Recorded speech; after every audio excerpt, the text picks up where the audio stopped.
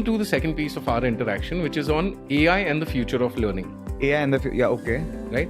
So, how much of the AI conversation is real transformation and how much is hype?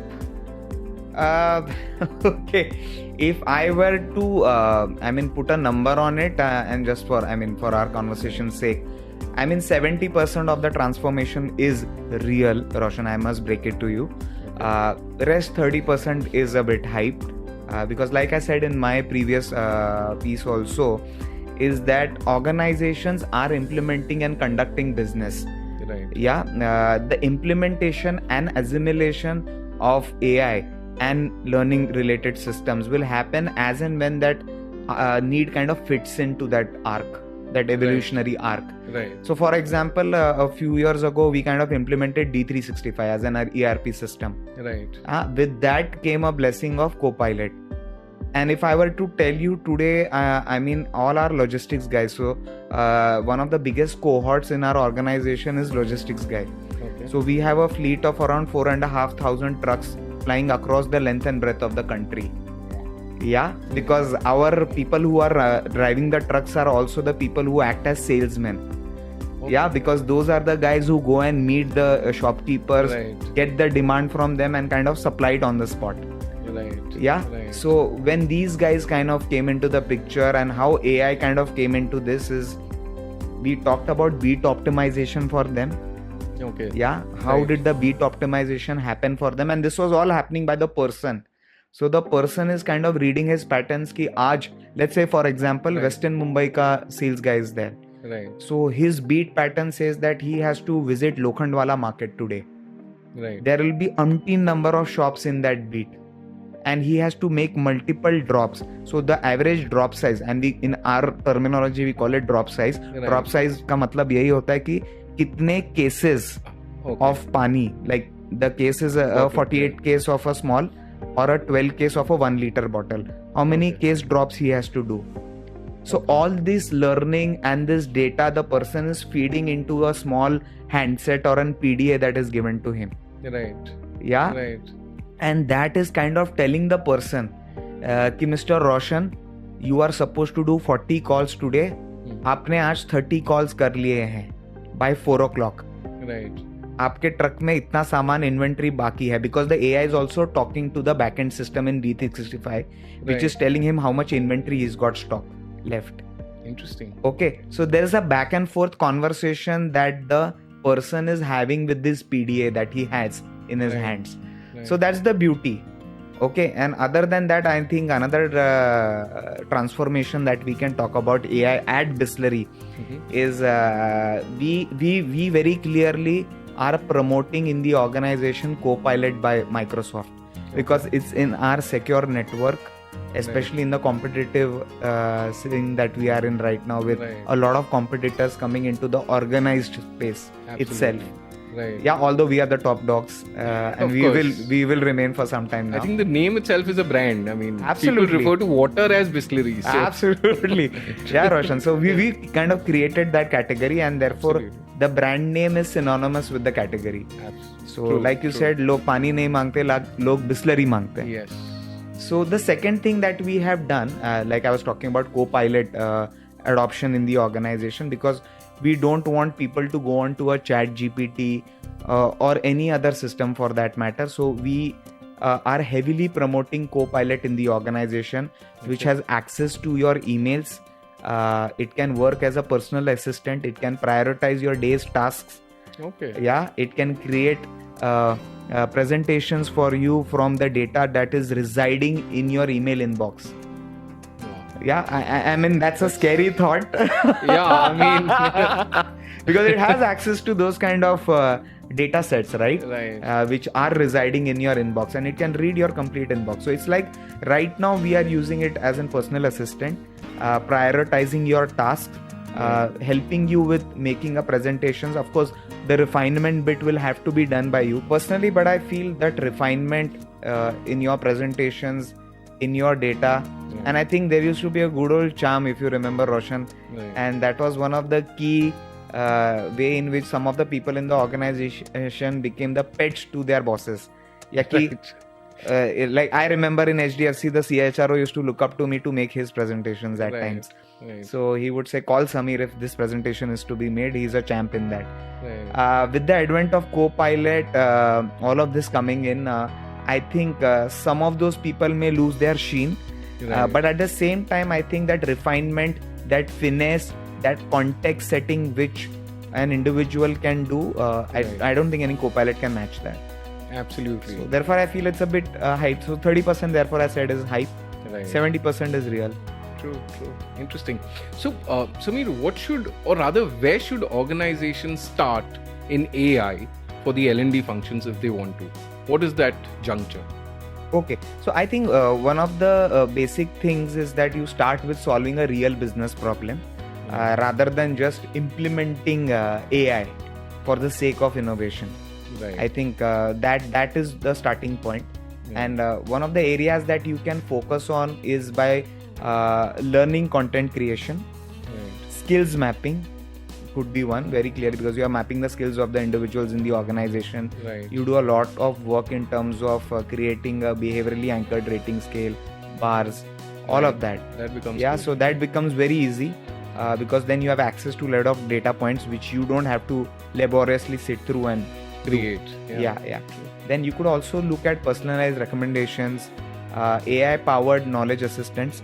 Right. I think, like I was talking to you about a use case in our case where the logistics people are actually getting those soft nudges from the system telling them to increase their calls. That is, I think, some of the early start points that you can look at. Interesting. So you spoke about personalizing, learning. So how can AI help personalize learning and at scale, and especially the scale that you're dealing with? Okay. Interesting. I think in our organization, if you were to look at, so we are at almost a 10,000 people strong organization, Bisleri, as on date. Majority of the people, or the biggest job family that we have, is sales. Absolutely. Yeah, and say around 40% of those folks are sales. It will be virtually impossible for any L&D team, no matter how big the team is, to ensure that the needs of these people are met. Yeah, so in a large scale organization like ours, then it makes sense for us to invest in AI, in an AI-led L&D system like an LMS, which can actually help one understand the needs and cater to those needs of people. So it's like learning on demand. So it's like a Netflix for learning. Right. Yeah, you go ahead, you choose the course content that you wish to assimilate or the training that you wish to undergo. Right. Yeah, so I think in large scale organizations, people can utilize that kind of an approach, AI based LMS system. Right. It gives you the scale. Yeah. Absolutely. In fact, even for moving up in the organization, there should be a structured career path for the sales folks. We are currently working on something which is called as the sales career architecture, which will help a sales executive know that 2 years down the line, if he does these 3 courses every quarter, he will be able to attain that next level of the organization grade. Yeah, so that's something where I see that people can actually use. Yeah. Interesting. So at the same time, while you're dealing with scale, can AI generated learning content match the experienced facilitators, of who deploy these learning programs? That's a very interesting question. People keep asking me these questions, whether AI is going to replace coaches and folks. I don't think personally, Roshan, I'm slightly old school in that sense. I think AI can generate content quickly and efficiently. However, experienced facilitators bring in the context, storytelling, that emotional connect, credibility and adaptability that I don't think it's possible for AI. AI just cannot bring in that touch. Imagine if you were in a coaching session and your coach is a person who was possibly the CEO in another company. He has lived the role that possibly you are living right now. Would you not have respect for that person? Would you not be more prone to taking advice from that person versus an AI chatbot? You tell me. Absolutely. I would want a senior physical person as a mentor, definitely. Yeah. So I don't think AI generated learning content can match experienced facilitators. I think that's not possible. Right. Interesting. So, Samir, at the same time, people are all gung-ho about implementing AI, right, in their organizations, in their personal lives also for that matter. Now, what do you think should organizations be cautious about when they're introducing AI into their organizations? When they are introducing AI. What they should be cautious about, because I think that happened with when ChatGPT came out and the early versions I'm talking about, not like Claude and everything has come out now. What ended up happening is there is a lot of curiosity, not just amongst the Gen Z. So our organization largely comprises of millennials, just like any other organizations. But there's a lot of curiosity, and everybody wants to be efficient at what they do. Everybody wants to be the most dangerous person in the room, like they keep saying in one of those ads promoting AI tools. So people out of curiosity ended up sharing a lot of data into these platforms, and they wanted some analysis to be thrown out by ChatGPT. So people ended up putting in, and I know one of the members, we had to kind of warn them, they kind of ended up putting compensation data and people related data into the system, and it gave wonderful analysis. But that's one thing. But what about the privacy and the security piece? Yeah, that's largely the exchange or the barter that you are making with a ChatGPT today in case you are sharing sensitive information. So data privacy and security, clearly one. Second, ethical usage, very clearly, because you don't know where that data is going to get used. Because there is, as of now, the government also, I understand, is in terms of implementing DPDP, which is Digital Privacy and Digital Protection Act, Data Protection Act. So there is no consent as such. Correct. They're still framing policies. They're still framing. In fact, the timeline has come out on 2027. I think it's April 2027. So everybody's running against that timeline. So I think that ethical usage bit comes in. Then the bias in algorithms. I mean, also some of these AI models have their own biases. Like in case you put a prompt in a Claude or for that matter in a ChatGPT, the responses would be separate because they have their own biases. Right. Yeah. So that's another thing. Other than that, just doing ChatGPT for everything. I think nowadays people are responding to each other's email also using ChatGPT, which is a dangerous trend. I mean, I don't think there is need. So there's no need for this over automation. That is another thing people need to be cautious about. So that I think that technology challenges offer easier than the people challenge. So this is the piece that I have to say. Interesting. Now, what comes also with it is the risk part. So is there a risk that excessive reliance on AI may weaken people's critical thinking as well? No, that's true. And in fact, that's coming. I agree where you're coming from, because this is what I was exactly saying. Is that today you need a Grammarly, today you need a Google map to reach to the same point where earlier, good old days, I mean, if I were to reach to your office today, I would go by my instinct.